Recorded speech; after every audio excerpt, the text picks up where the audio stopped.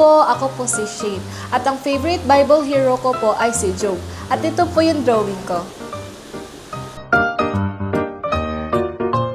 Kasi po na-encourage po ako sa buhay po ni Job kasi po binigyan po siya ng mga pagsubok po pero patuloy pa rin po siyang nagsiserve sa Panginoon.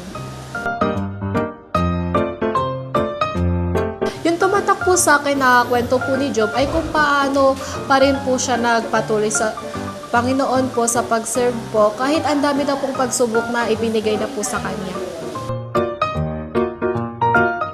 Ang natutunan ko po sa buhay po ni Job ay palagi pong magtapat at huwag pong tatalikod po kasi po mas lalo pa pong ibe-bless tayo ng Panginoon. Ang kwento po ni Job ay nagtuturo sa atin tungkol kay Jesus.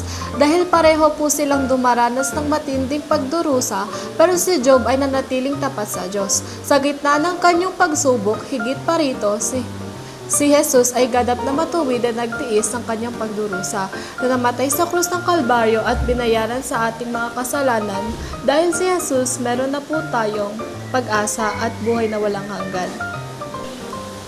Ikaw, sinong paborito mong Bible hero at bakit?